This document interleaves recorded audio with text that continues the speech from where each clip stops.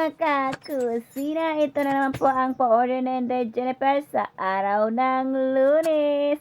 Ito po ay si 8-inch ubi cake at saka yung dalawang tinapay. Pero half-half lang po yun.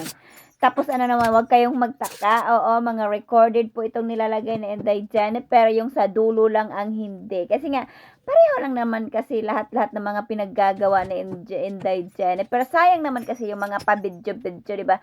Sayang yung i-delete mo na naman. Kaya ayun, kung same lang, yung iba lang if ever magbago na naman ang isip niya, ayun, doon na naman siya magpa-record kunuhay. O, diba? Pag nagsawa na naman siya, pero dahil hindi pa na naman siya sawa, kaya ito na naman, same ano lang, same procedure kasi, kaya ayun, yan lang ang inano ni Inday Jennifer. Hindi na siya nagpa-film pa, di ba? Kasi same lang naman, yung concept lang sa dulo, yun lang ang pinagbabago, di ba? Ito naman, bago lang ata tong customer ko.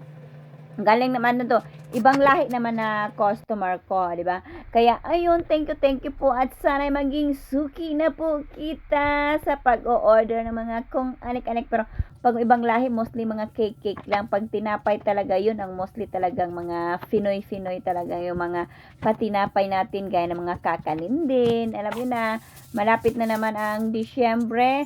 Pero yung ibang ano naman produkto ko mga next year, ano na naman yung may tatanggalin ba, gaya siguro ng mga suman, kasi nga pag nagkasabayan kasi sila ng cake, tinapay, sobrang matrabaho niya, lalo na yung suman malagkit, balanghoy, ganyan yung dahon, kailangan mo pang linisin, tapos after mo nilinisin kasi nga marumi yun.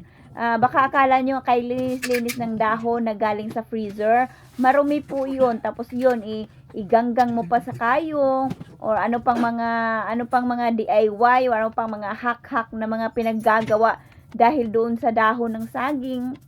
Kaya ayun, baka yun nga pagtatanggalin na ni Inday Jennifer, kasi alam niyo naman sa mga susunod na taon, alam niyo pinagsasabi ni Inday Jennifer, pero ulit-ulitin niya lagi-lagi na mag-iiba po, kaya magtanong po kayo pagtungtong po ng 2025, kasi nga iba na po yung papresyo. Kung hindi po ano sa papresyo natin, wala na po ako magagawa. Edi kung wala na mag-order, edi tahimik sa Jennifer para pa magagawa niya. Wala din ako magagawa, di ba? Mahal-mahal na kasi ng mga pa-ingredients.